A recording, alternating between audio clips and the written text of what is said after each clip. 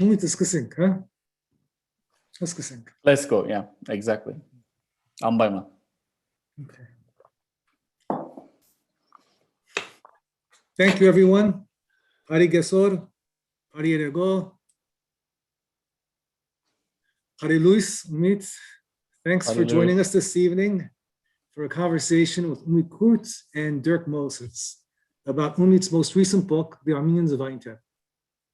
Special thanks to our sponsors, AGPU Ararat, Ararat Eskidjan Museum, the Armenian Democratic Liberal Party, the Armenian Network of America, the Daughter of Vartan's Sahaganush Otyag, the Knights of Vartan's Bakraduni Lodge, the National Association for Armenian Studies and Research, or NASR, and St. Leon Armenian Church.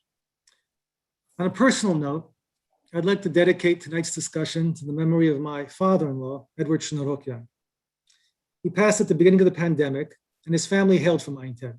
His older siblings were born there, as were his parents, Miran and Victoria. In fact, parts of the family line have been chronicled and go all the way back to the 1600s.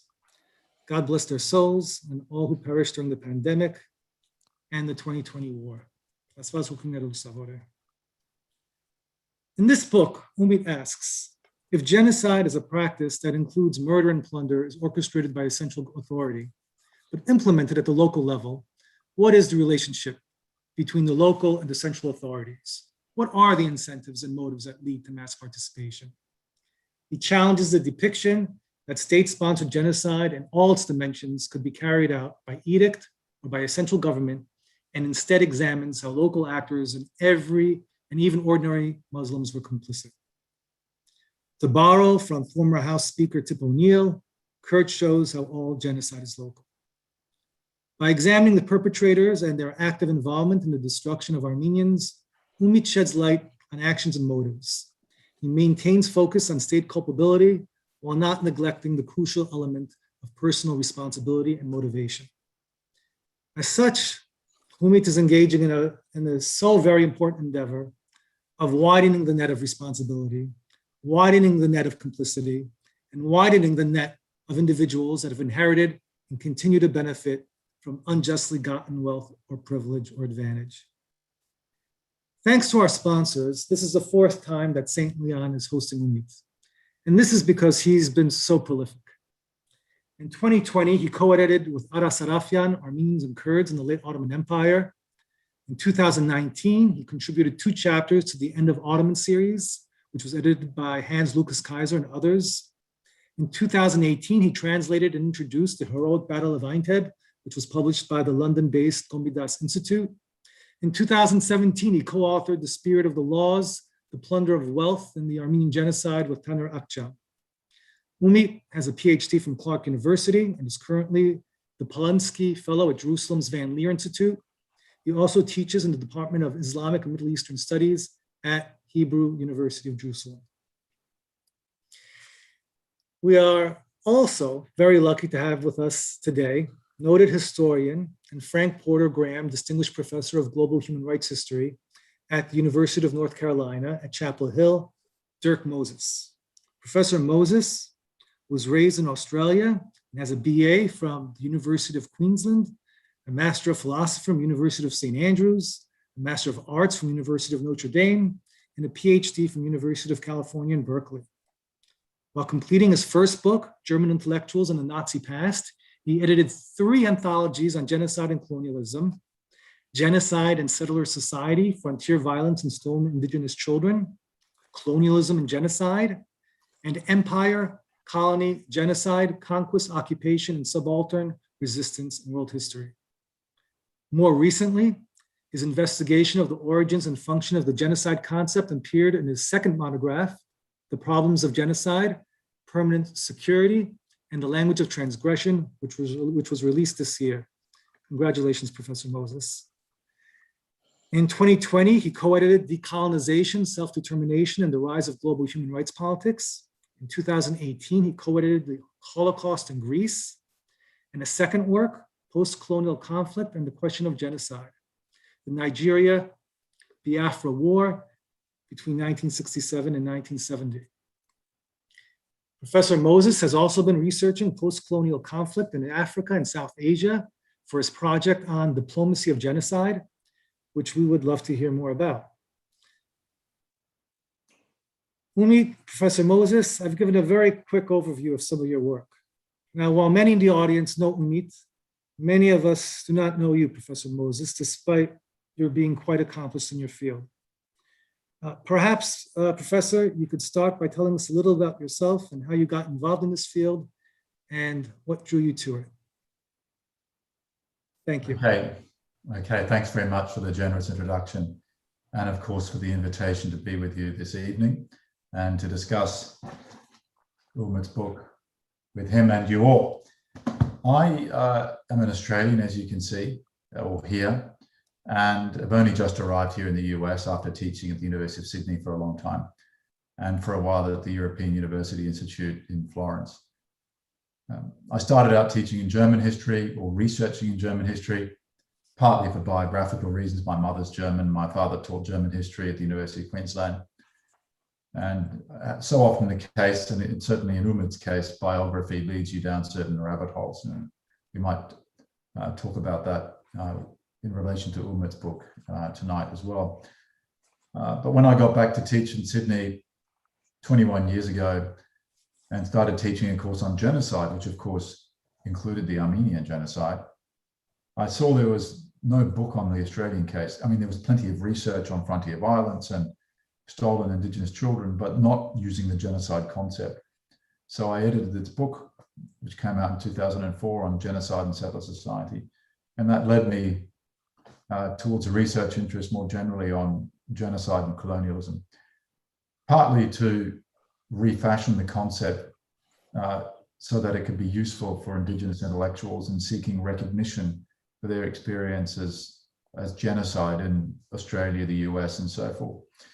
But I also saw there were a lot of barriers to that, because time and again, people would say, well, it's very sad what happened to you, but that's not what genocide is. Genocide is what happened in the Holocaust. So there was this constant slippage from genocide to the Holocaust, which the Turkish government does, by the way, as well, in refuting the genocide claim of Armenians. So that's what the book is about that just came out. It's about that slippage and how the concept of genocide has the Holocaust as its archetype or ideal type, which enables this slippage to take place, which is conceptually so confusing to people. So I became interested in the intellectual history of the genocide concept, which is where I've landed. And what's next is a history of how the genocide term was used in a, well, mobilized, I don't say used and abused, but mobilized for claim making in the post-war period until the present day. And of course, the recognition of the Armenian genocide by the Biden administration a few weeks ago is it's an episode in the diplomacy of genocide, as I call it, because it's never just disinterested recognition of past suffering. I mean, why do we seek? I mean, I'm not Armenian, I can't speak for Armenians, but why do victim groups seek recognition of their suffering from other states?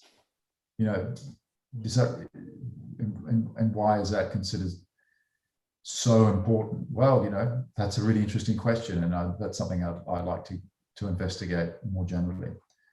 So I also edit the Journal of Genocide Research, which may be of interest to many of you, and you could just Google its title and up it comes. So I think that's it for me.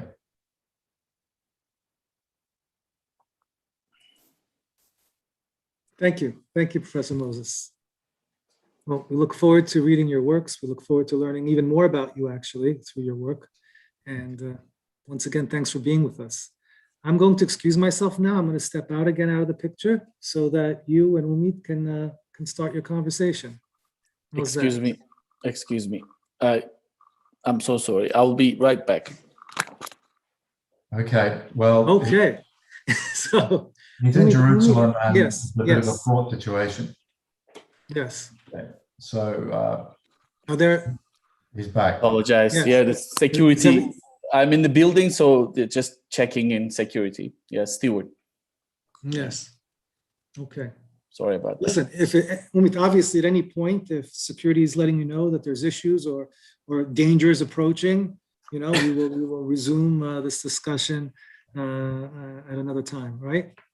So don't feel comfortable. Yeah. All this fine, to safe and step away sound. when you have to. Yeah. Okay, very good. Okay, well, thank you. Pleasure. Dirk, please proceed. Let's start. Okay, well, Umit, congratulations on publishing this important work, beautifully produced by Harvard University Press with many glowing endorsements on the back, including my own at the top, but from Christine Filou, Stefan Erich, Raymond Kevorkian, Michael Provence, all praising your book to the skies, and quite rightly. I finished the book this afternoon, and given the awful subject matter, saying it was a pleasure to read is possibly not the right turn of phrase. But it was extremely instructive to read, and I commend it to everyone who's listening. Now, it is an academic book, but it's not written in a dense academic style. It's extremely accessible in a plain English style and without jargon. It's very descriptive as well as analytical. So I think anyone with a pulse should be able to read this book and benefit from it. Now, I understand that there are many in the audience who are Armenian and may have family who hail from Einteb or its surrounds. And so this will be of particular interest because Umit mentions many families who are affected, as well as the names of the plunderers, the people who took the property in the local elites. Which brings me to my first question, Umit, about your sources. How can you be so precise with these names? This granularity in your reconstruction, given the patchy state of archival sources. So maybe you could tell us more generally about where your sources are, who produced these sources, what's there, but also what's missing and what's inaccessible.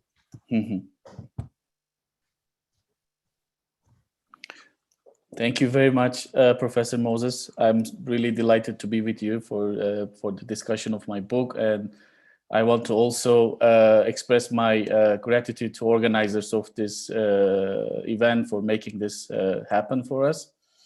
And so my sources is basically varies from Armenian, Ottoman, Turkish, British, and French archives, as well as memoirs, personal papers, local newspapers, periodicals, testimonials, and oral accounts. So drawing upon these sources, I explore how the process of economic destruction and deportation directed at the Armenians of Aintab, so present-day Gaziantep. It's 35 miles west of the Euphrates and 28 miles north of today's Turkish-Syrian border. So actually, in order to reach out these sources, I had gone through a number of hardships because, as you have pointed out, it was a very patchy kind of work. I mean, I didn't deal with the sources which were available in certain catalog or in certain file, which I could go and pick them up and work on them. It wasn't the case. So Aintab was one of the district of the province of Aleppo at the time, and also situated within the region of Cilicia. That's why I looked at every single file and document covering all these regions, Aleppo and including Cilicia. So in order to find out bit and pieces and regarding Aintab out of these sources. And so as for names, both the names of perpetrators and also names who organize liquidation commission transactions, and also buyers of the stolen properties, liquidated properties of the deported Armenians in the city. Those names I found out first in Nobarian Library in Paris. First of all, I looked at the file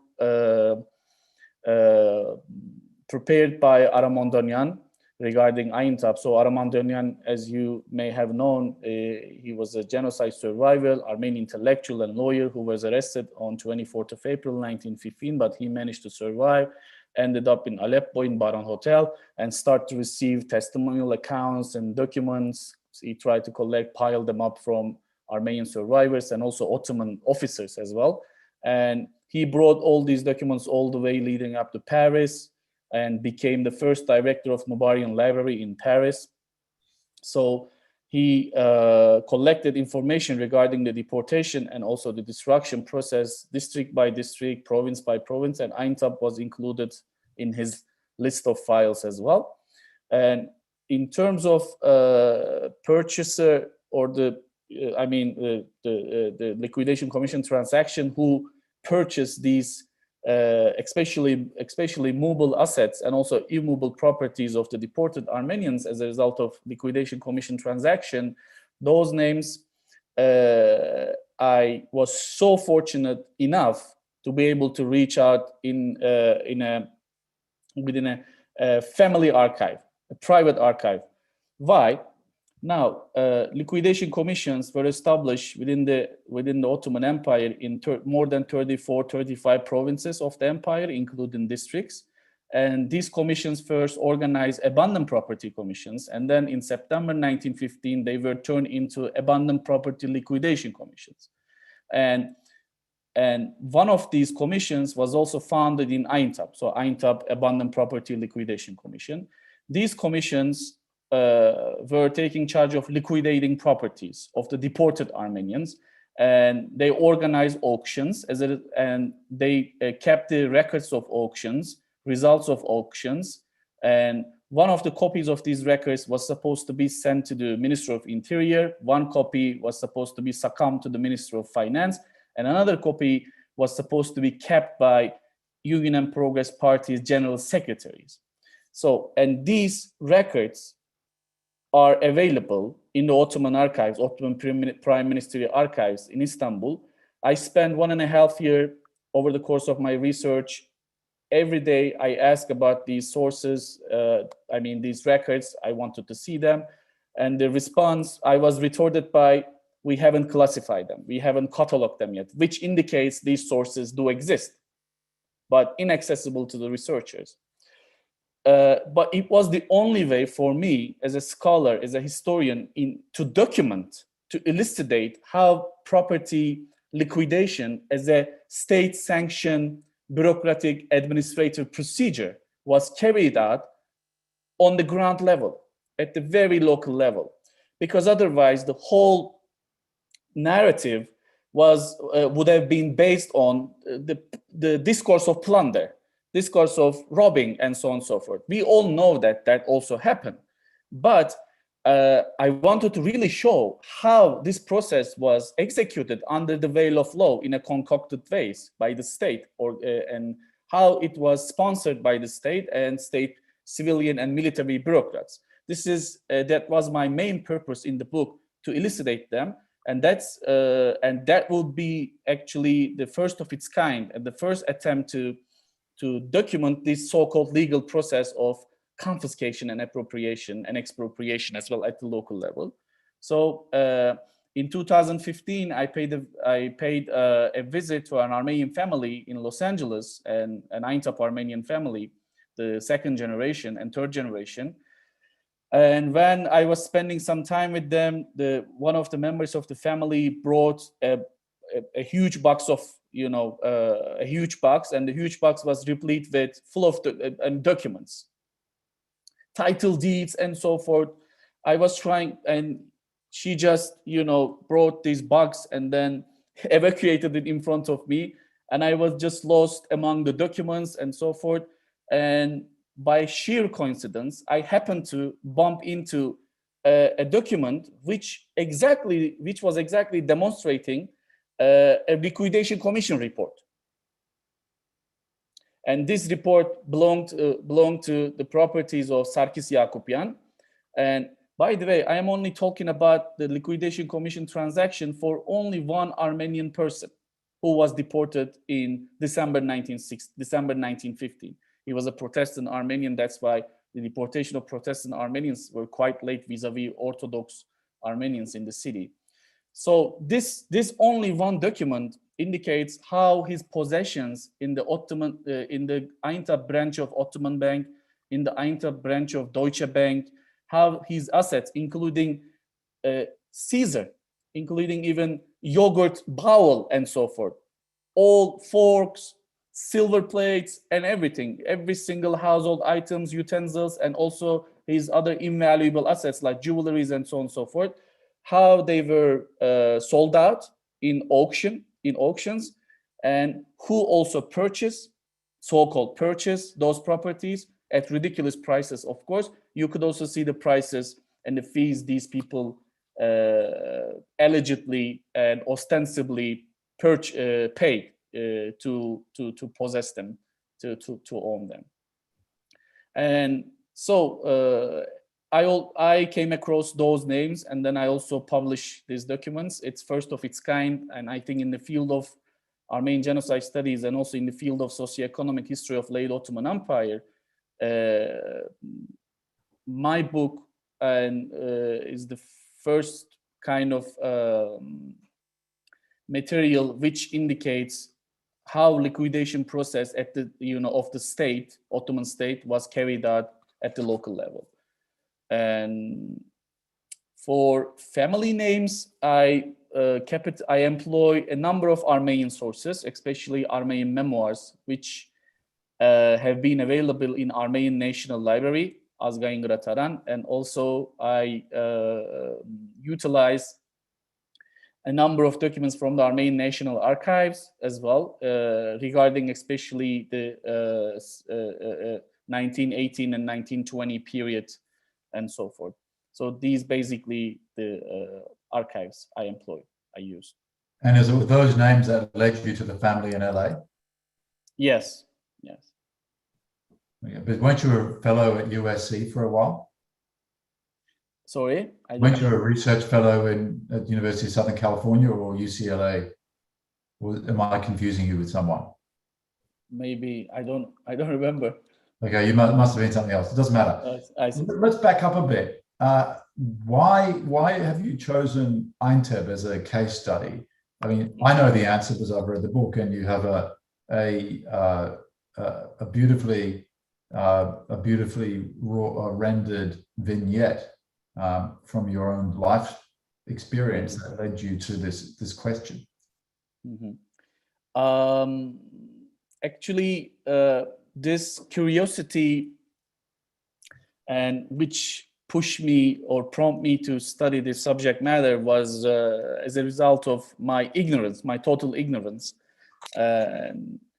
Following my graduation from the university, I was at home, and then one day a friend of mine called me, wanted to meet with me. We haven't seen one another for a while. So we decided to meet up in Kayacik, which was a old Armenian neighborhood. But back then I had no idea about the presence of the neighborhood even. So I never visited there, and I never visited, of which I knew nothing. She said she would wait for me at Papyrus Cafe and gave me directions and so forth.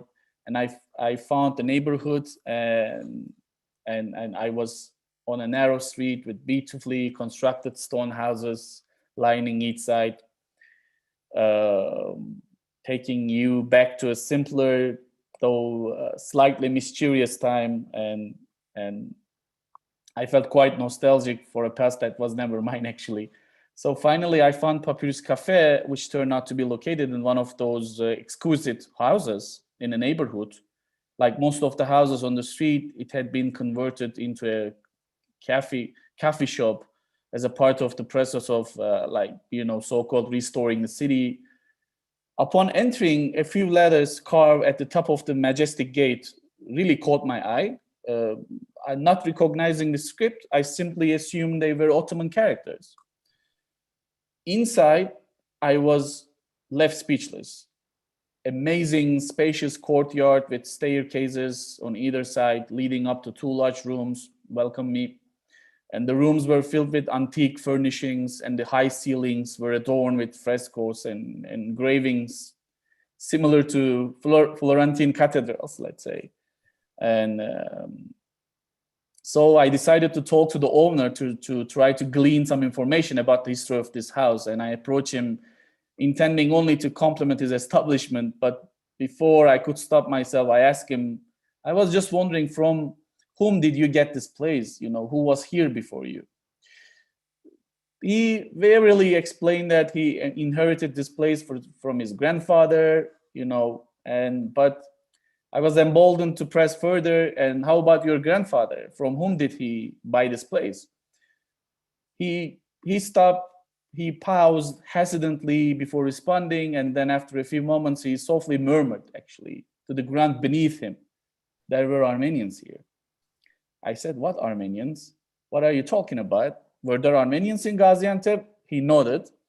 I was getting annoyed with the actually opacity of his answers. So what happened to them? Where did they go? I asked. He just responded me indifferently. They left. So as I rode the bus back home, I pondered why the Armenians, why anyone actually would just leave and hand over such an exquisite property to someone. And I wasn't naive to the point of ignorant 22-year-old university graduate, unaware of the existence of Armenians in my hometown.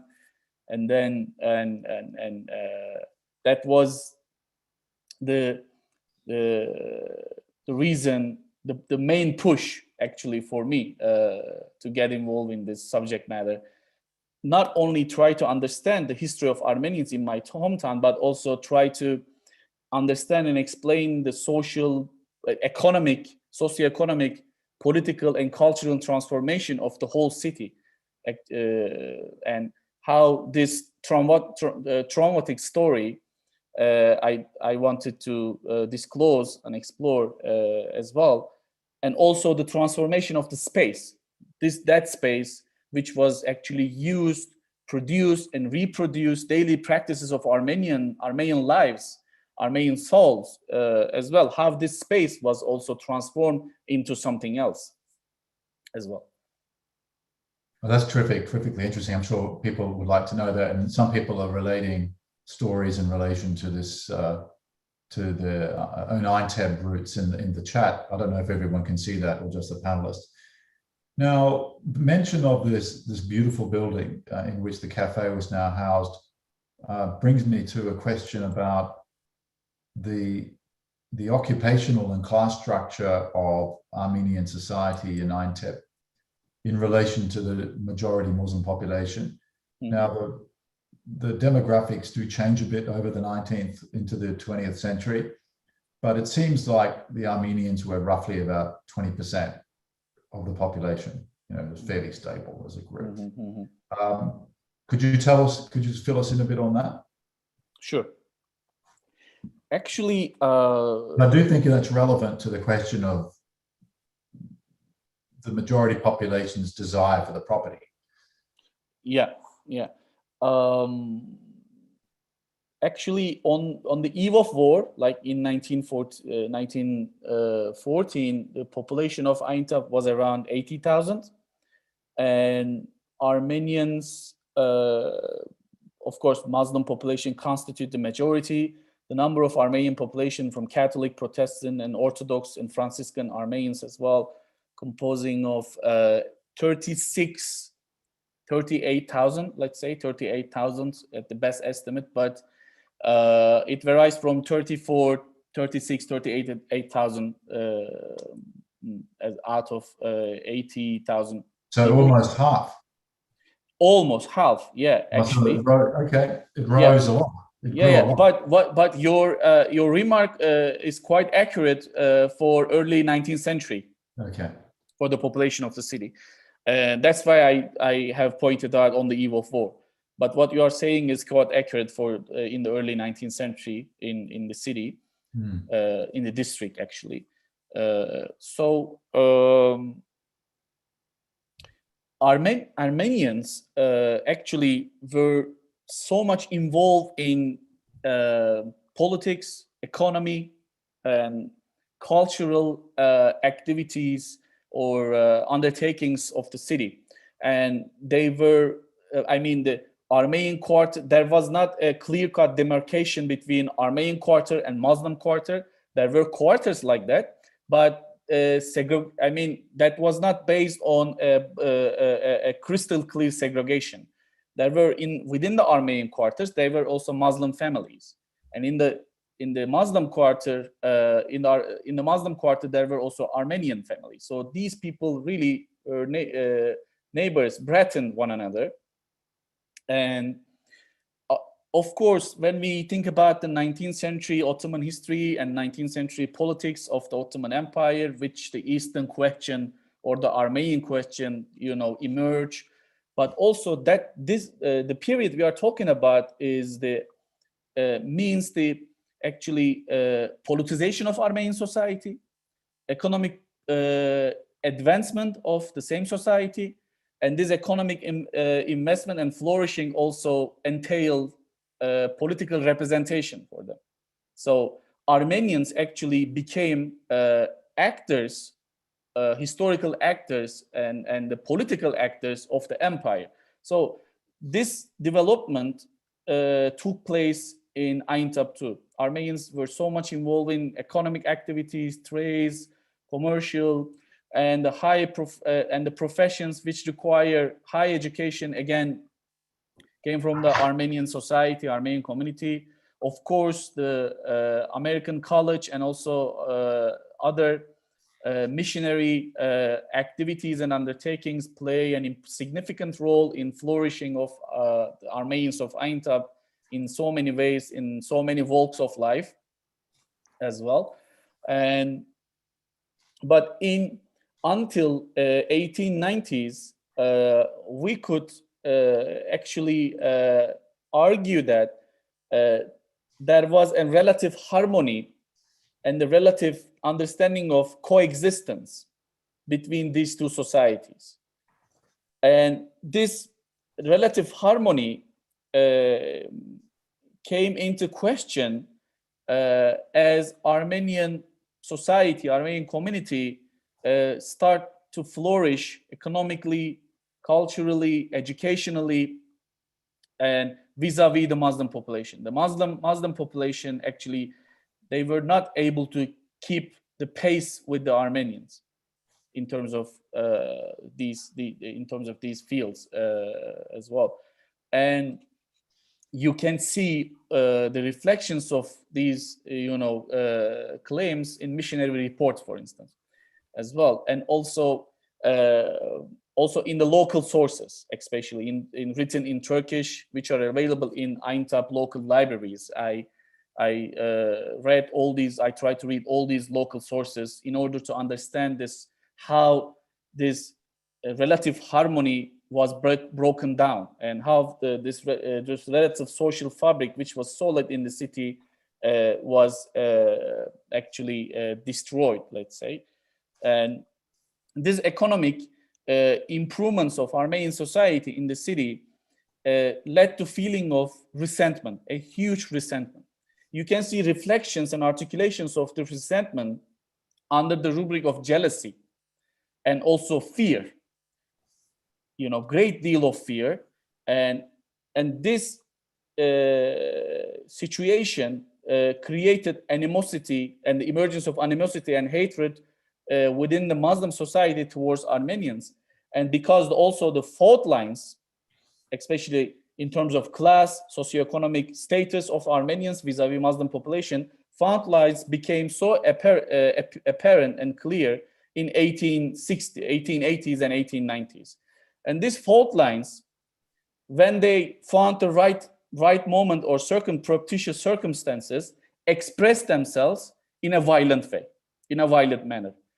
That's why the November 1895 massacres, Hamidian massacres, which took place in the city in November 1895 and lasted 3 days, from November 16 through November 19, was the clear-cut expression and articulation of these feelings of jealousy, envy, resentment, and also fear. Aintab, to me, exemplifies all these patterns and tendencies, which the way in which we see in all mass violent, collective violent events. And to me, what makes Aintab distinguishing or peculiar vis-a-vis other cities and provinces, for instance, in Western Armenia or in Central Anatolia, economic fault lines were quite substantial and quite concrete in the town. Yeah, by economic fault lines, as I read it, is that Armenians were, although being around 30% of the population, as you say, dominant in profitable economic sectors such as textiles, agricultural goods, tobacco, and cotton. This is the bottom of page 119. Yeah. Armenians held the majority of places in professions that required a high level of education and brought the highest income: doctors, pharmacists, lawyers, dentists. Sectors like banking and brokering too were generally in the hands of Armenians, etc. I mean, I get the impression that the periodic massacres, so 1894-5, I think 1909, and in the genocide, were regarded by the majority Muslim population as expressions of a kind of class/ethnic justice. Mm-hmm. It's not just ethnic hatred isn't the only variable here. That's one issue. Yeah, I absolutely agree. Yeah. Okay, so they would regard the plundering as a kind of restoration of a natural order in which there was parity between the religions, to rectify what they regarded as the exploitation of the Muslim peasantry by clever Armenians. This is a pattern you see in many other parts of the world too. In Nigeria, this is how the Muslim North regarded the Christian Igbos in the South. This is how often Chinese minorities are regarded in Southeast Asia, and of course Jews in Europe. So this is a common pattern. Now, just changing gears a little bit, what struck me in the book as well, in the first half, which is about the lead up to the genocide, and the second half is then about the property in particular, and the bureaucratic processes that Umit started off with.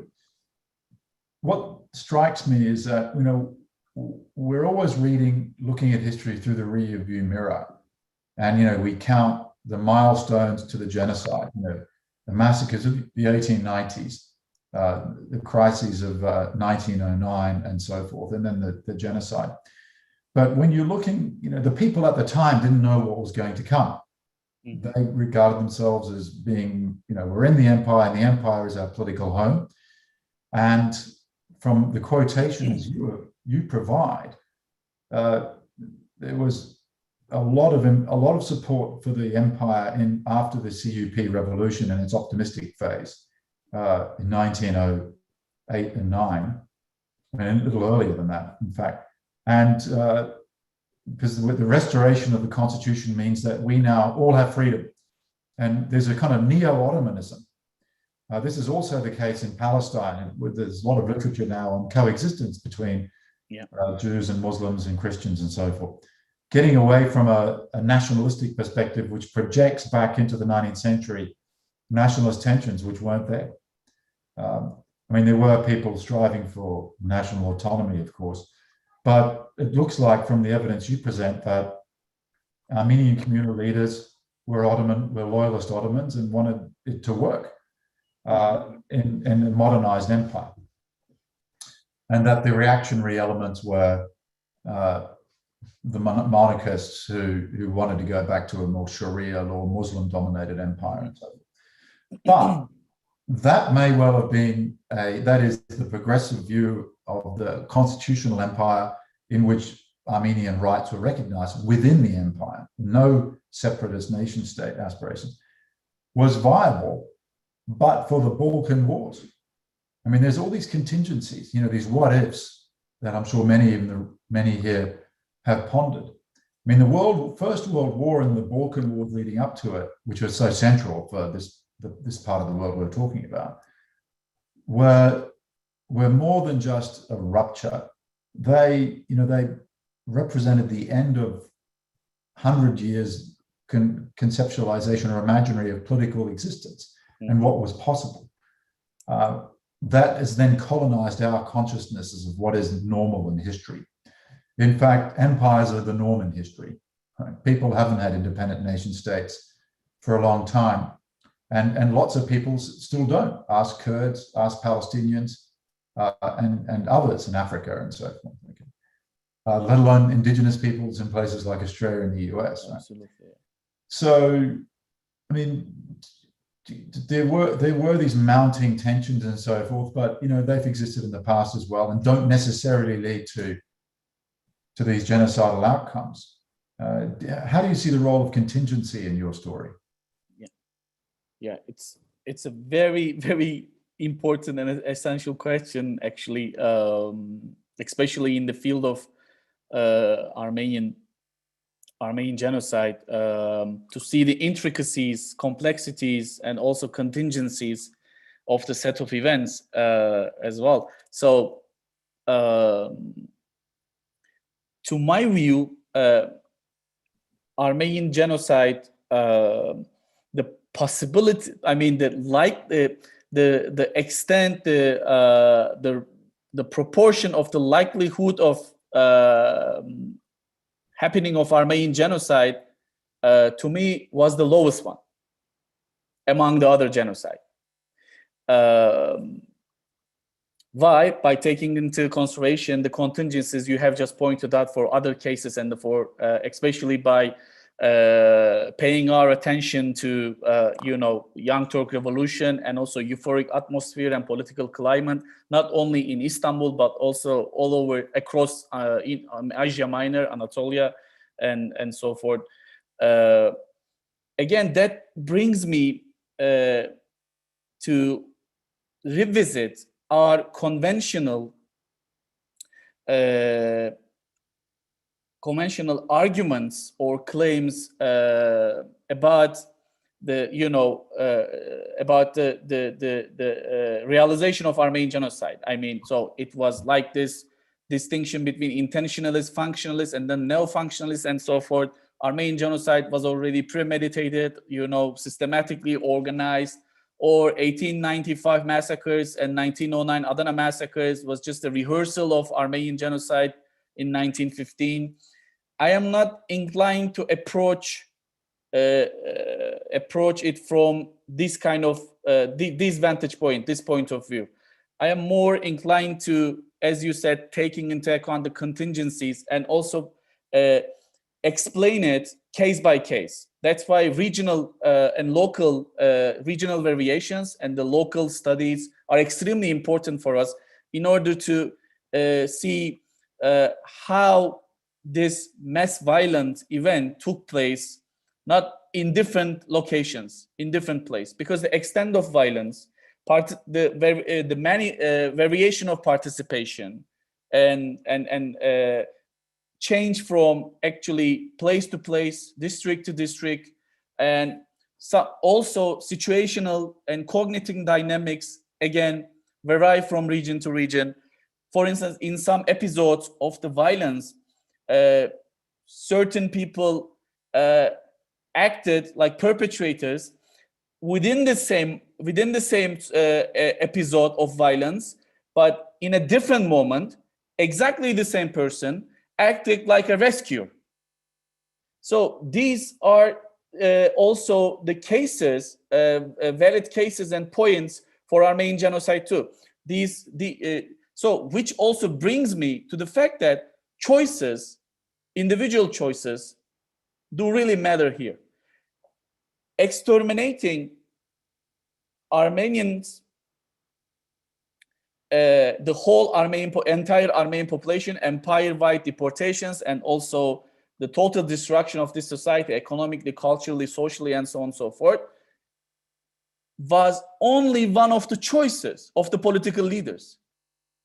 They would have, or they could have preferred another political solution. but they opted for annihilation. They opted for total and horrendous violence inflicted upon this population. Again, it was a matter of choice by political leaders, but it was not the only choice on the table, I would say.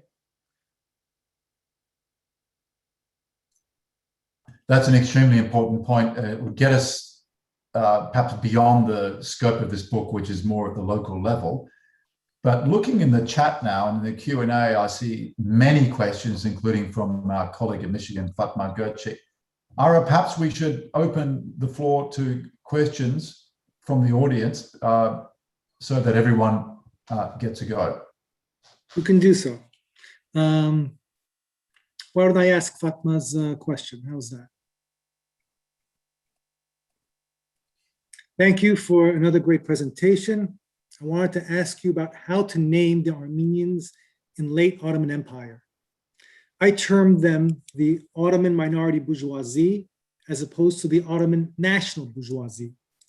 Would you agree with this interpretation given your archival research? Thank you.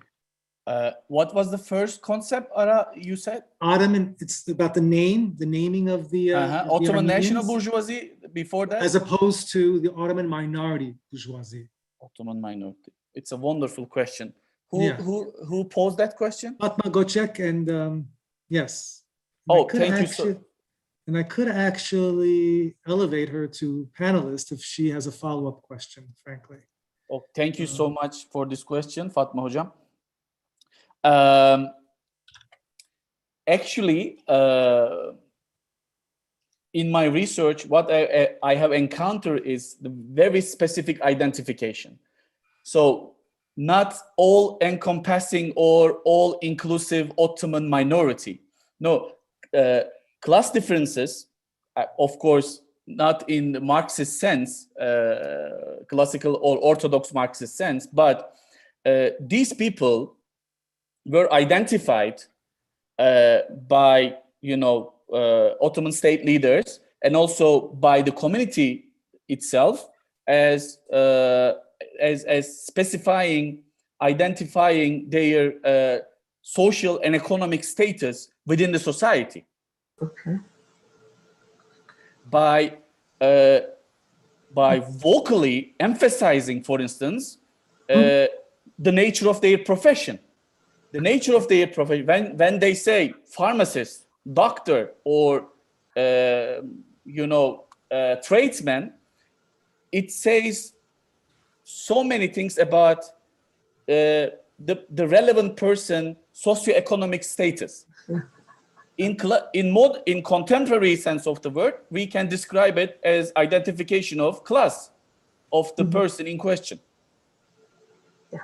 So that's why this question is extremely important. Thank you so much for raising this issue, Hocam. Very good.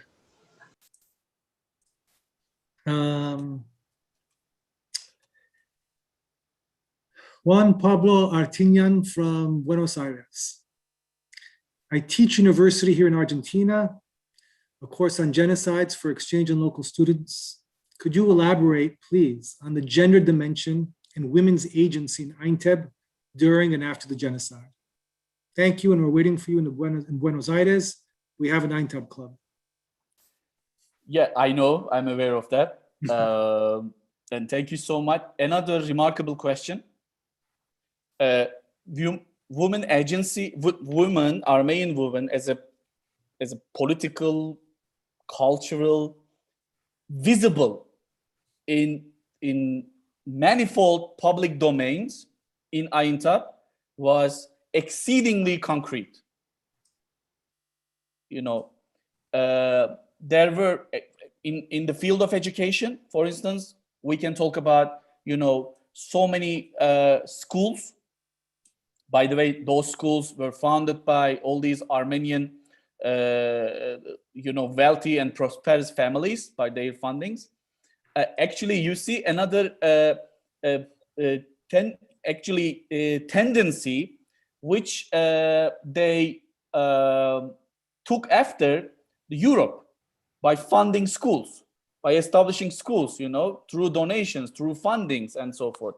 So that was what I'm trying. That was actually this universal or trans empire notion, this initiative to establish schools, found schools. So at the educational level, Armenian women were visible, very active, very organized.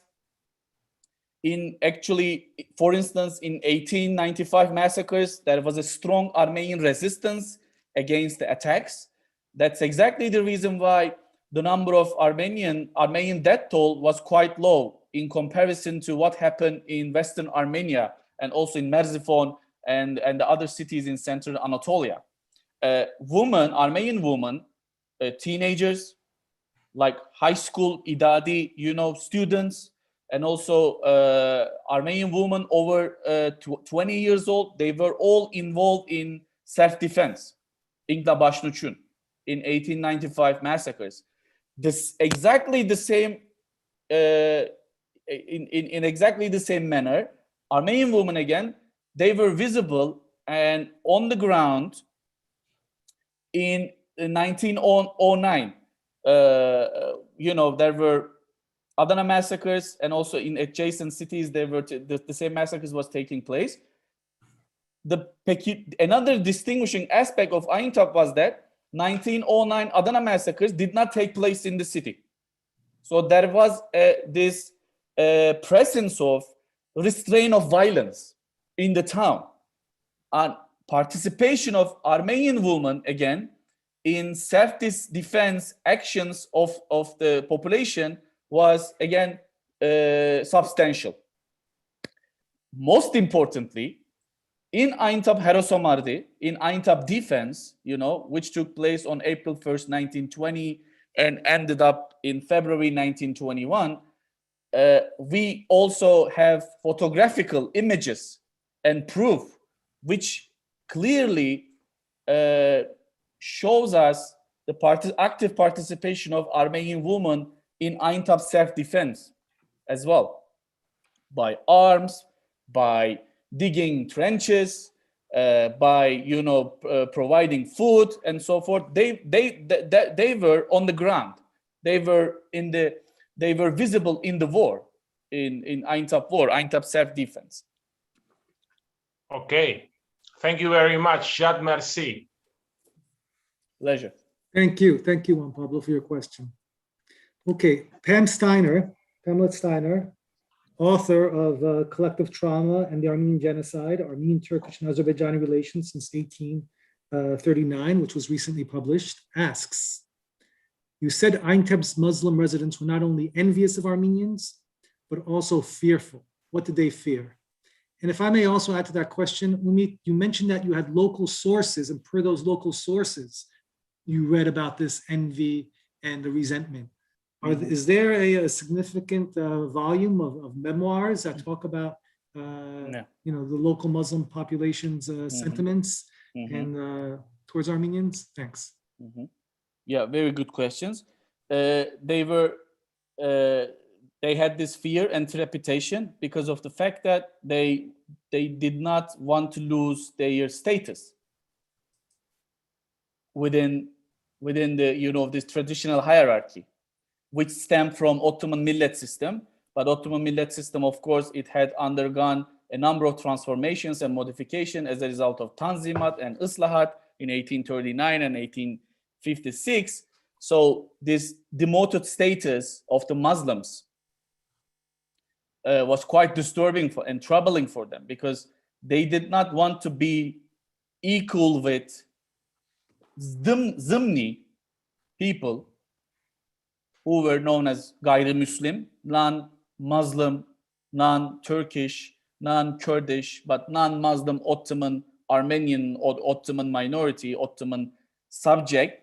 So this notion of equality was the biggest fearsome for the Muslims, you know, because they were conducive and prone to think that only for this only thanks to their tolerance, Ottoman non-Muslim minorities or non-Muslim subjects could live in this empire, in this society. Now, what you are doing is to change this system and introduce this notion of equality before law, equality in the court, equality in the bureaucracy, equality in, you know, every single walk, you know, aspect of life. So that was unacceptable for Muslim society, and also this fear stemmed from losing their status. I mean, in connection to local sources, you can there's enormous amount of books written by Aintab local literati regarding history of the city, covering not only 1915 but also before. And I tried to be able to reach out all of them. It was quite difficult to be able to reach out because I was at some point I was banned from getting into these libraries. And then I followed the due course, and I went to the, you know, I made an appeal and so forth. So I got the permission to get into the local libraries, actually, which were located in my own neighborhood, in my own district. So in these local sources, authors of these books who lived in this time period, actually, who was flash eyewitness testimony of this period, they talk about, you know, very small, tiny incidents, small, tiny stories and narratives, which show first their, you know, increasing consternation and infuriation towards Armenians, you know, in the face of their developments in economy, in other fields of life, and so forth. And they talk about this resentment and this jealousy in narratives. They explain stories. You know, this happened, and then he said this, he did this, and then he took away my field. But then I just intervened, but you know, he used this mechanism because now the Tanzimat came. Now this guy was equal with me. You know, this kind of discourse was very prevalent in those stories. Okay, thank you. Go ahead. No. I'm done. Okay. In the book, Thank you. I am mentioning all these narratives and stories in order to substantiate my argumentation. Okay. Hrag Varjabedyan asks, how did the Armenian family that you met in Los Angeles acquire these liquidation documents since they were government property? Wonderful question. Questions are remarkable tonight. Thank you so much. That's the crux of the matter, because, you know, all this process was a state-sanctioned process and is a state bureaucratic transaction. It was on paper, and in principle, it was supposed to be legal, okay? And it was all these auctions which were organized and executed by liquidation commissions, first and foremost, were legalized by the liquidation law.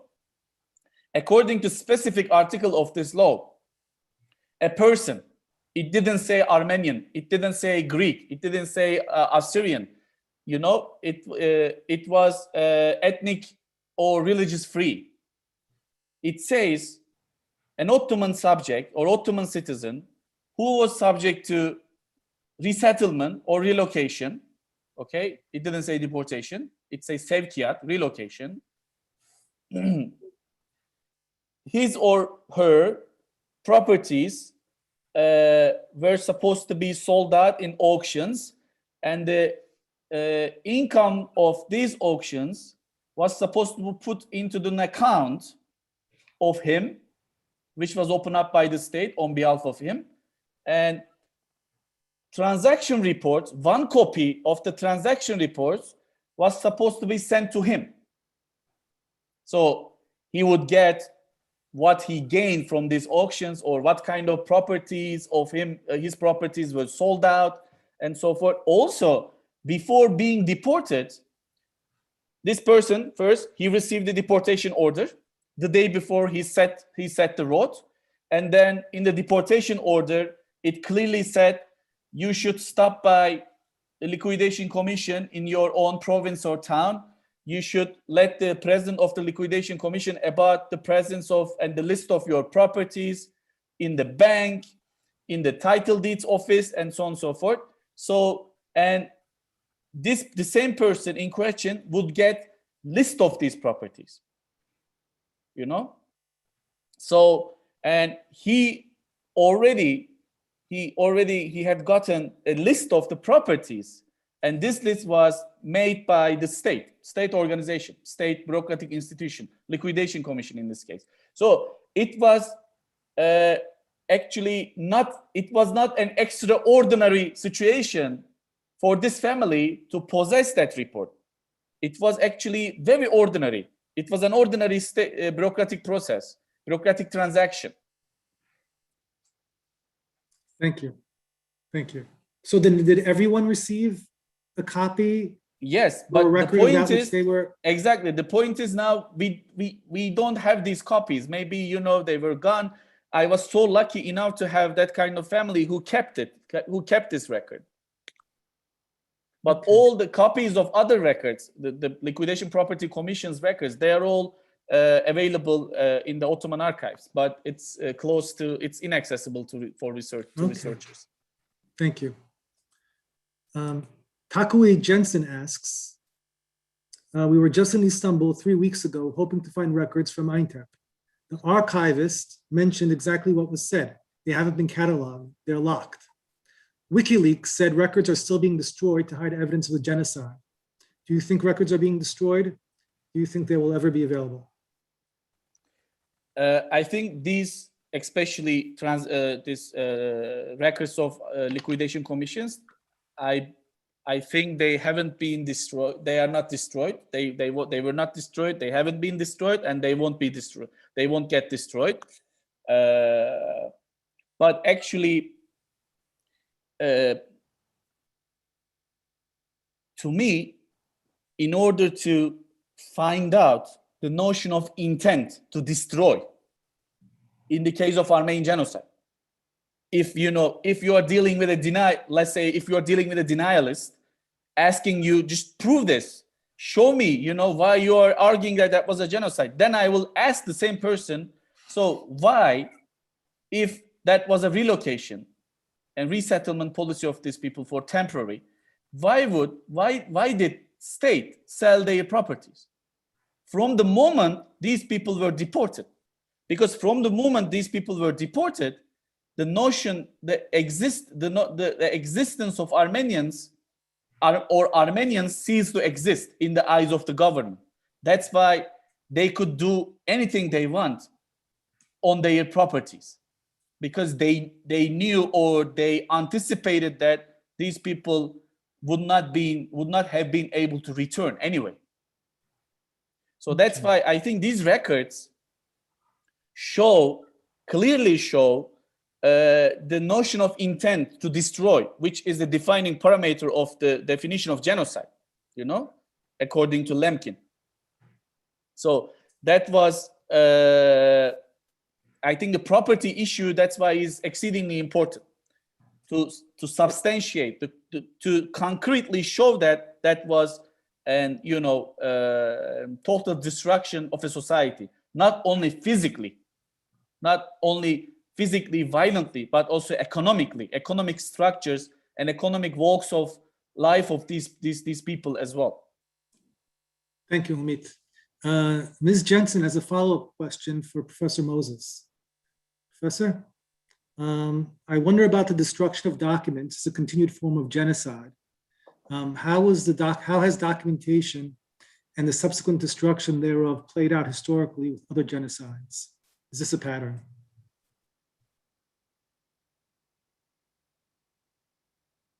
Well, they vary across time and place because the nature of the case varies greatly. So, for example, if you think about colonial Queensland, where I come from, so the north right-hand corner of Australia, where the spike is, the genocidal violence in the 19th century was organized not just by settler posses on the frontier, but also by what was called native mounted police, which were indigenous troops who were commissioned with a white officer who went out and preemptively killed indigenous men and entire peoples to clear the frontier of resistance.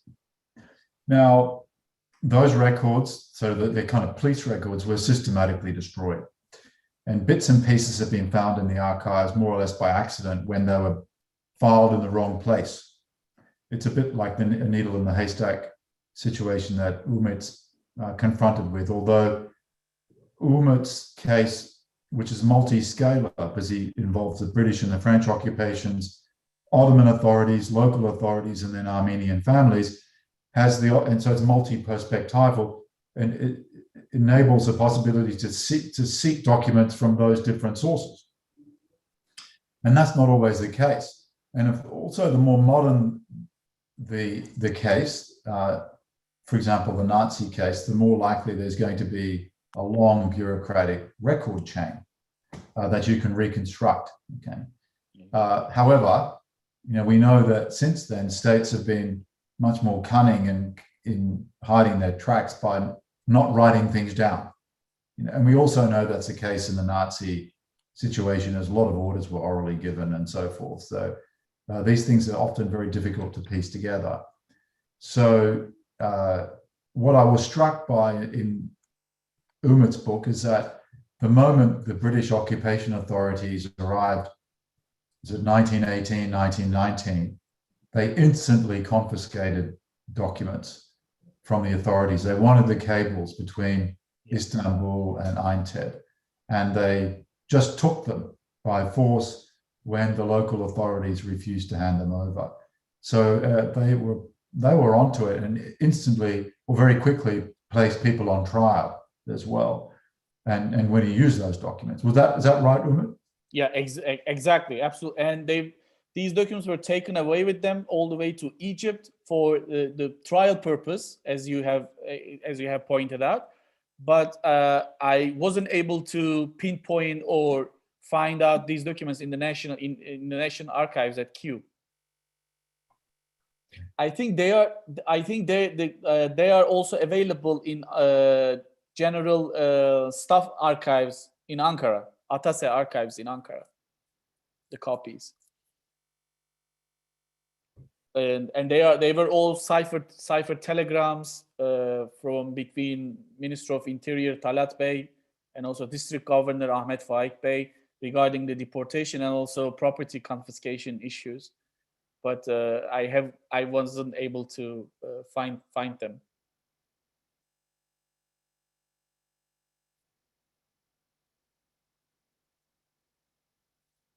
What's next, Ara? Vahe Kiljan asks if you could shed some light, quickly, shortly, about the defense of Van. What happened there? When did that exactly occur? The defense of Van, not Einteb, I mean. Post 1915, the return. Just so that some people might not be sure, when that happened, because we did mention the defense of Einteb. Yeah. Maybe it should be clear that this happened after 1915, not in response to the deportations. Yes. Thanks. But this Aintab defense or Aintab Herosomardi in Armenian historiography, or let's say, it's the defense started on April 1st, 1920, and continue till February 1921 by the victory of French army in the city, actually. But this military victory did not turn into a political or diplomatic success for Armenians of Aintab, because the French and the Kemalist forces, which became the upper hand in Ankara, they made an agreement and signed bilateral agreement, which was known as Ankara Agreement, signed on October 20, 1921. And so actually over the course of war, Armenians of Aintab start to leave the city, start to depart anyway. But as a result of this agreement, although French or France pledged and gave guarantee to Armenians that, you know, nothing would have happened to you, you could have stayed here, you could have lived here, and so forth. But Armenians in the city, they did not prefer to stay because they were really afraid of being massacred by Kemalist forces again. You can see actually documentation of this aspect in the correspondences between Arshak Chobanyan and Nerses Tavukjian, who was the religious and political leader of the city in town of the city. And so reoccupation of Aintab by French forces actually indeed caused deep resentment among the Muslim inhabitants. So Muslim residents, especially local elites, they were extremely distraught with the presence of Armenian soldiers within the French forces, as well as the large number of Armenian returnees as of December 1918. Muslims even expressed their overreaction to the occupation and support of Armenians for it. I remember this menacing words. İngiliz ve Fransız babalı deyyuslar, başınızdan onca şey geçti, hala akıllanmadınız. It means you panders who are sons of the British and French, while you had passed through all these things, you haven't still become wiser. So the main issue was the possibility that seized Armenian properties might be more systematically and thoroughly restored to their owners, and that local notables involved in the genocide might be brought to trial. Let many frightened Muslim notables and inhabitants to support the nationalist movement in Ankara and also in Aintab, which they had been reluctant to actually to do until the arrival of French and Armenian soldiers, because there was an Armenian Légion d'Orient within the French troops, which ended up in Aintab after British occupation of the city. So, thank you. Thank you. Mark Mamigonyan asks, Umit, can you please reflect on the personal encounters you've had with some of the descendants of the Eintebtis you've discussed in your book and the impact that's had on you?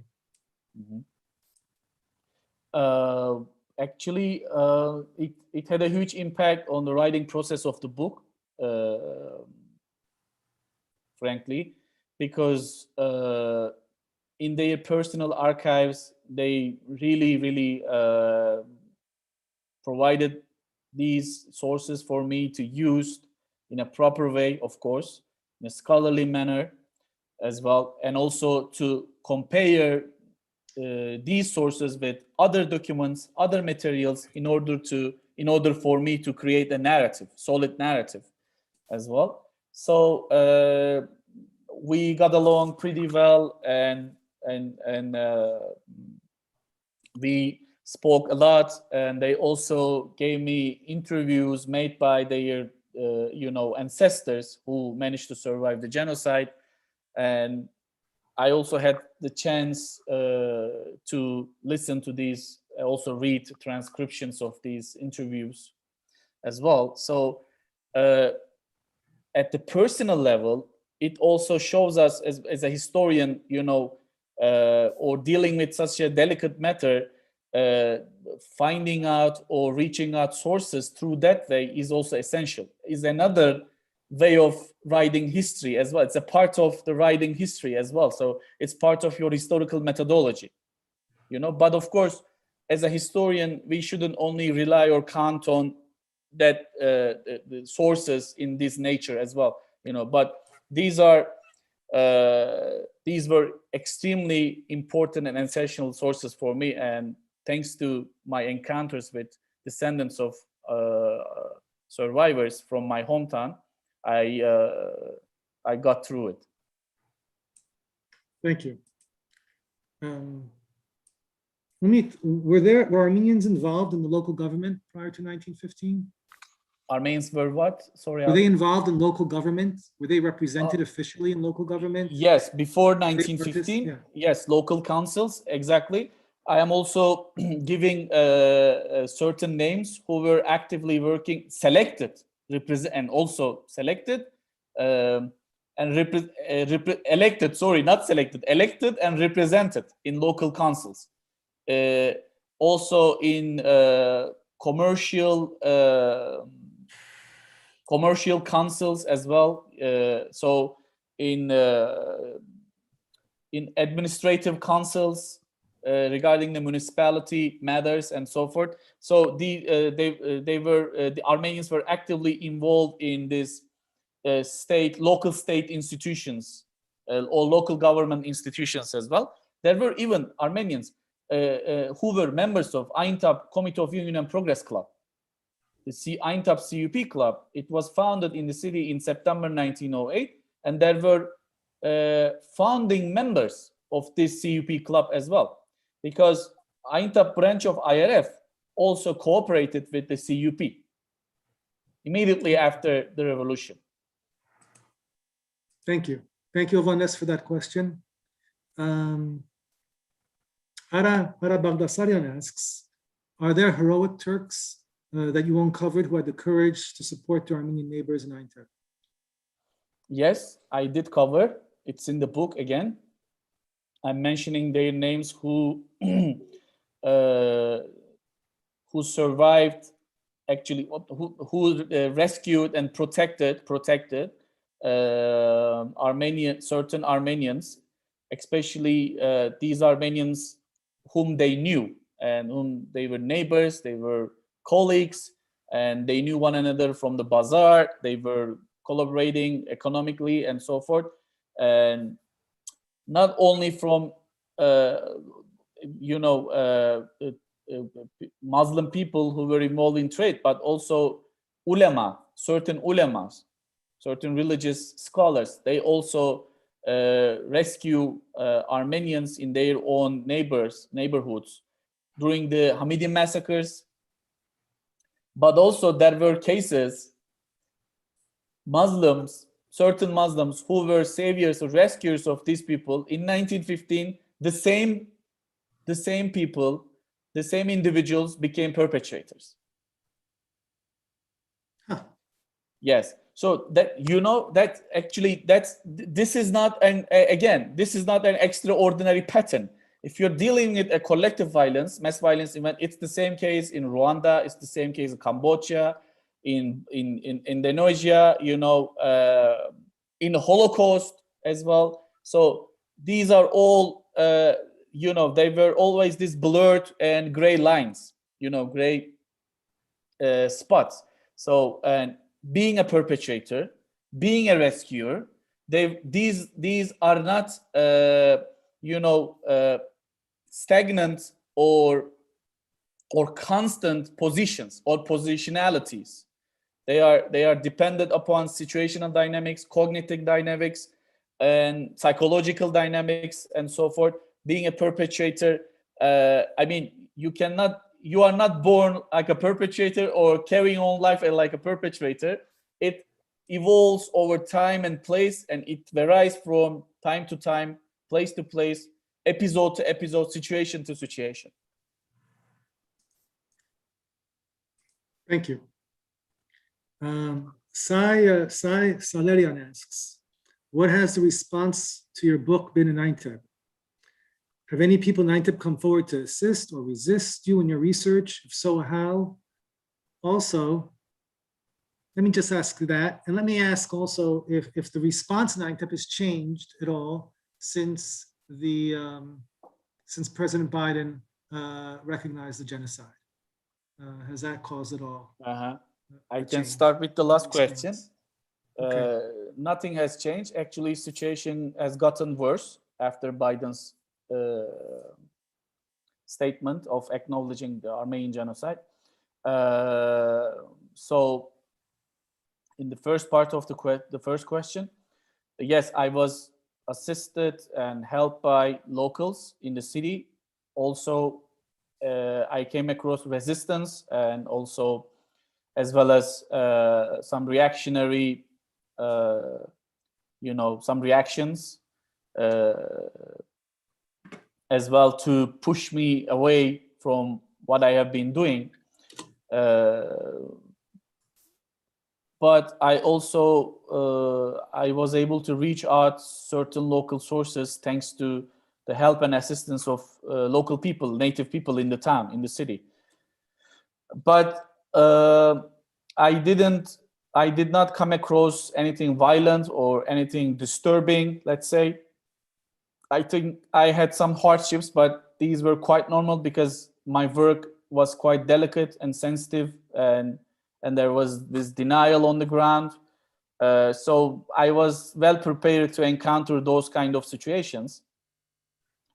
But now my book, since it has been out since April, and the reactions are extremely negative, and I start to receive emails from the grandchildren of these elites who acquire and obtain these properties, who stole these properties or whatever, and they start sending me emails and asking me and they wanted to talk to me. Some wanted to talk to me, some are very infuriated with me, and feelings are mixed, but overwhelmingly negative. That's why I'm really, really worried about translation of the book in Turkish, because now, since the book is out in English, not so many people from the city could reach out. But when the book is available in Turkish, I think the reactions are going to be enormous. Okay. Thank you. Because in the book, just to add to what I have said, because in the book, I'm also giving a list of properties and their locations and their former owner and also current owner, and also other owners in the meantime, So I'm giving the trajectories of these properties in terms of possession and ownership. And press gave me very little room to publish all these lists, because I managed to pinpoint more than 400 locations in the city, but I only published 55 of them in the book, because it was impossible to put all the lists, in terms of pagination, and there were technical, that's actually quite a shame. That's actually a shame. Anyway, but yeah. But Umit, the book includes in the appendix, you have more than 300 perpetrators listed there, right? Yes. I mean, is that all from the Nubarian Library and Andonyan's research? Yes, and also from the archives of Armenian Patriarchate in Jerusalem. Okay. And another interesting point is that when you examine this auction transactions of the liquidation commissions done to properties of Sarkis Yakupyan, which I publish in the book as a report of liquidation commission, when you look at the names who so-called purchased these properties in the auctions, these names were also available and in the same names in the perpetrator list. So these were the same names. All buyers of Sarkis Yakupyan's properties were right. also in the perpetrator list of Aram Andonyan, and also the list which was available in the archive of Armenian Patriarchate in Jerusalem. So it shows us very important point, which has to do with the notion of class as well, and I think it's a very neglected notion in the history, in explaining the history of Armenian genocide. We always neglect this notion. It indicates economic interest and ideological political interest of these people or perpetrators, ordinary civilians and local notables, provincial elites, townspeople, big wigs, and so forth. These two interests overlap.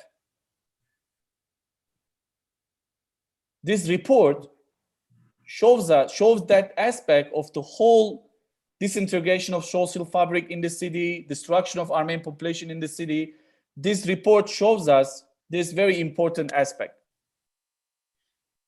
So do you think that similar lists could be compiled for the other cities? I am significant Armenian populations? absolutely positive. Yes, I'm very positive about that. Yeah. They're available. They are available. Wow. Yeah. Because once again, that also would widen the net of those who are responsible, maybe not guilty, right? Not necessarily guilty. Exactly. Circle of complicity. They're not Yes. perpetrators, but Yes, they yes. are beneficiaries and so on. Absolutely. You know. Okay. That also explains us to a certain extent why denialism was so strong, not at the state level, Right. but also at the society level in Turkey. Right. Because Right. circle of complicity is so widespread, very prevalent in that sense. Right. And in fact, it was, when we were saying this, I pulled out a book by Michael Rothberg. He spoke at an event that we'd organized last year on racism. And it just brings to mind what's so important here is that, and he quotes, I guess, Robert Meister, and he talks about how by privileging reconciliation over justice, human rights, and discourse demands that victims give up their claims on material redistribution and settle instead for a moral victory that declares that evil has already been overcome. The cost of achieving a moral consensus that the past was evil is to reach a political consensus that the evil is past. And while I guess perpetrators can no longer be pursued, it assures the beneficiaries of past oppression that they will largely be permitted to keep the unjustly produced enrichment they presently enjoy. And when you look at it from this way, you can see why there's a lot of work ahead, right? Yeah. In terms of these societies coming to terms with their foundational crimes. I have a question with regard to the President Biden's recognition again. Professor Moses, you had written in a piece titled Diplomacy of Genocide, which appeared in Johns Hopkins University American Institute for Comparative German Studies website. You write that rare are the politicians who face up to the problem of clean hands. One of them is the German Green Party politician Cem Özdemir. In the 2016 Bundestag debate, who reminded all that Imperial Germany had backed the Ottoman state and covered up the genocide. They knew exactly what was going on, he said. In this respect, we're guilty of complicity and have to admit this. You also wrote that the German government has still not settled the issue of the actual first genocide of the 20th century, the colonial war against the Herero and Nama people in German Southwest Africa in 1904 and 05. And no US president has made such a heartfelt statement, referring to Biden's statement, about Native Americans. So if we were to connect, the desire of more people to come, for those in Turkey to come to terms with their foundational crimes, the families and their being beneficiaries of collective violence. Maybe what are some thoughts about, some of the reckoning we have to also do in this country with regard to, our indigenous population? What could people, in this country direct attention to also help achieve, a greater sense of justice and understanding? Please. I'm glad you've asked that question because it relates, Umut's a terrific book to our lives here in the US, where I guess most of the listeners are based, but also to my life back in Australia, where I'm a settler citizen. We all benefit from the economics of genocide, to use the subtitle of this book, which is in the dark now and you can't see, but that's the subtitle of the book, The Economics of Genocide in an Ottoman Province. In other contexts, there's as Umut points out, an economic enrichment, plunder, looting, legal or otherwise, dimension of virtually all genocidal events. And they are often the economic conditions of possibility for state foundation in many cases. Now, it's very difficult for populations in these states to face that, because not only is it an emotional issue, you know, question of these archaic notions like honor, which we hear about, you know, you're hurting my feelings as a national of such and such a country and so forth, you know. It's not only that, it's that there are vested interests in the property regime that obtains after the genocide and the transfer of the movable and immovable goods and chattels and so forth that Umut details so expertly in this book, okay? So there could be no successful mining sector in Australia, which is so central to the economy, without the displacement and destruction of Indigenous people, which goes on to this day in different ways. I mean, only recently, an ancient set of paintings in a cave in Western Australia was blown to smithereens. I mean, we're talking a year ago, by Rio Tinto Mining Company, which knew very well that they were there. Paintings of, you know, great human significance, because they're that old, you know, rock paintings on, because there were minerals in there they wanted to get. Now, in the end, though this happens probably quite regularly, this was recorded and it became a scandal, and the leaders of the company had to resign and so forth. And the procedures for allowing this by the minister for mining, you know, need to be revisited. But it's all a bit late, you know. So there are vested interests in preventing the kind of reckoning you're talking about. And they align with emotional blockages as well. And they then manifest themselves in the kind of denialist mentality that Armenians confront with the Turkish authorities, but that Native Americans confront here. And the arguments are similar. Though it will be said to them, look, you know, you kind of got in the way of a modernizing project. And in many individual cases, you Native Americans were militarily resisting our legitimate government. That sounds familiar. And you, whatever you suffered, it doesn't look like a genocide, because a genocide has to look like the Holocaust. There's a syllogism I talked about before. You know, I think that's highly problematic, which is why I've just written this book about this kind of thing. So there are, I think, grounds for solidarity between Armenians and in America and Native Americans, although structurally Armenians like me here are settlers in this country and are benefiting from the resources which were taken from one group and given to another. Okay, so it's a complex legacy, but it's certainly not insuperable. And you know, I will always advocate for an ethics of solidarity rather than division and jealousy and competition and so forth. Yeah, Professor, the book that you referred to where you address this, is that the book Problems of Genocide? Yeah, this one here. Oh, can you see what it looks like? Okay. We sent that out. We sent a link. I just want to make sure that was the book, because you also have co-edited the book Decolonization and Self-Determination also. Yeah, that's something different. Yeah. Yes, it is. So I wasn't sure in which book that was addressed. Thank you. We look forward to actually, you know, we'd actually love to have a talk where you Incidentally, while we have colleague Fatma Gerchik from the University of Michigan here, we should draw attention to her huge book on the question of the memory of violence in Turkish history. Yes. We should bring her in. Yes. Fatma, would you, here, let me see if we can unmute her. Hold on.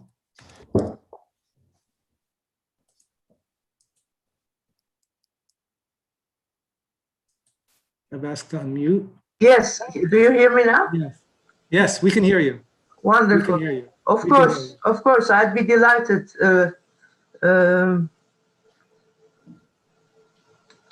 I'd be delighted. I don't know. I can't turn on the video, but yes, I'll be more than happy. Let me see if here. Participate. Oh yeah, there's. Yes. Sure. And here is Denial of violence. yes. It's really an eye-opening book, actually.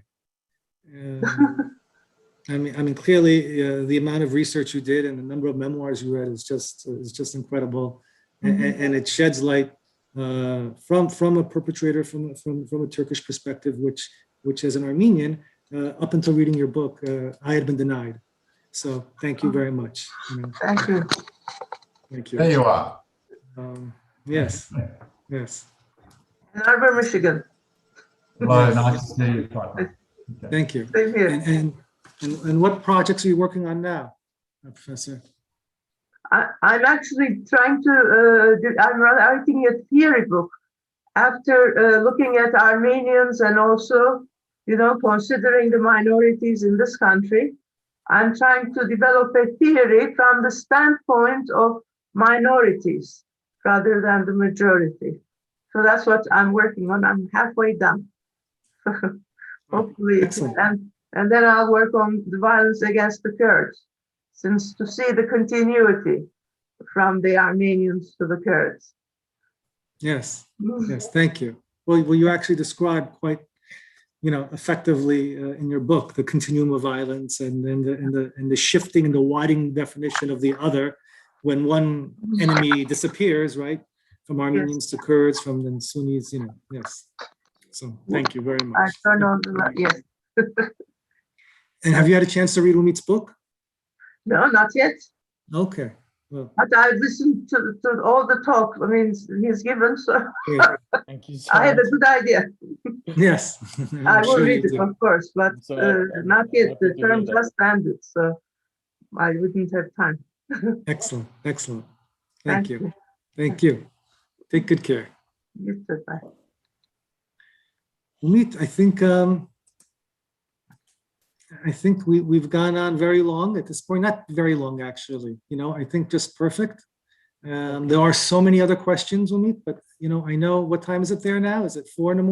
or thereabouts? Yeah, 4 a.m. And we should maybe allow you to get out before the light comes up, and you're an easier target, frankly. Well, thank you once again to all our sponsors. Thank you, Umit, for all your work. We look forward to seeing your news. Well, tell me actually before we go, what are you working on right now? Right now, I'm working on a prostitution incident which took place in Adapazarı in February 1911. You say restitution or prostitution? Prostitution. Prostitution, okay. Yes. So I'm trying to. This is a book project, and I'm still both writing and conducting research. My main problematic is to focus on the possibility of Ottoman unity or Ottoman civic citizenship in local level, and also possibility of restraint of violence again in Adapazarı within the empire, and trying to see all the subject matter through the prisms of this prostitution incident which occurred in Adapazarı in 1911. And I'm also writing another book about, it's a biography. I'm writing on Mustafa Reşat Mimaroğlu, who was a very trustworthy guy of Talat Pasha. And he worked in the 2nd Division of the Ministry of Interior under Talat Pasha. And he was the one who took charge of arrests of Armenian intellectuals on 24th of April. And also he was a student of Diran Kelekyan in Mülkiye and learned Armenian from him. And he was involved in also the arrest of Armenian intellectuals, as I said. And he was one of the Ottoman and also early Republican bureaucrats who climbed to the high echelons of the state immediately after of the foundation of Turkish Republic, and also became an inspector in the Kurdish regions and provided a number of reports and documents as an inspector to the Ministry of Interior. And to me, he was the founding father of the policy of the state against the Kurds after 1925. I think the state capitalized on his reports, the information, the data he provided in order to carve out their policies towards the Kurds or against the Kurdish population, especially after 2025. And this guy became the president of the Court of Appeal in Turkey and the deputy of Izmir in 1950s. So I am also writing his biography in order to show this continuity between the CUP and the Republican rank and file through this middle ranking guy, let's say. Thank you. Thank you, Meet. Good luck with all those endeavors. And I'm sure we will see the fruits and we'll benefit from the fruits of your labor. Hopefully. Yeah, I'm sure. Professor Moses, can you tell us a little bit about some of your projects coming up? Brilliant. Okay. Oh, sorry, Umut, you can't go to bed yet. Yes. I mentioned this project on the diplomacy of genocide before, and I've got one now on what I call genocide and the terror of history, which is about the way group narratives are told by sort of memory entrepreneurs, which is the term memory studies scholars use, to vicariously pass on trauma through the generations, which inculcates fears of destruction among people who are actually quite safe, and leads to a kind of themselves a genocidal mentality. Because if you look at the mentality or the subjectivity of genocidal perpetrators, they always think they're acting in self-defense. And I'm interested in how this self-understanding of acting aggressively but in self-defense is developed through a sense that our group has been persecuted through history. So there's a sort of a story to be told about group storytelling, which is traumatic. Thank you. And is the diplomacy of genocide, is it going to be is it a book, or is it or is it more like books. They're both books down the track. Okay. But bits and pieces of these things are on my website. You can see some articles, dirkmoses.com. So there's some self-promotion. Okay. Yes. No. Please, dirkmoses.com, and we'll send a link out in the future also. Professor Moses, Umut, thank you very much. Thank you to everyone in our audience. You know what? I had a couple polls, and I know, you know what? I'm just going to quickly send this out. No, I should have sent it out before. And I just want to know what percentage of our audience had family or that hailed from Einteb. I'm going to quickly send this out right now. Sorry, everyone. I'll give you everyone 15 seconds to answer. And, can I answer to that question? Yeah, go ahead. Take a guess. We're taking bets now also. So, because my whole family is from Einteb. Yes. Okay. So half the population have family that hailed from Einteb. Wow. 48. Yeah. Yeah. Almost you can see half. it, right? I don't know. Yes. Yes. Well, some people are still responding. We have 69% response rate so far. Yeah, so it's about half. It's half. Yeah. Yeah, That's Okay. quite a number. yeah, it is, right? Okay, that's it. That's it. Thank you, everyone. Thank you to our audience. Everyone have a wonderful rest of the week. Umit, I hope you get a good night's rest or a few hours of sleep at least. Professor Moses, it's very nice meeting you. Thank you Nice for your meeting you. time. Thank you. Thanks for Thank you being so with much. us. Thanks for Thank being you with so us. much, Dirk. Thanks a lot. Much obliged. Thank you very much. Take good care, everyone. Bye-bye. Be well. Be well. Bye-bye.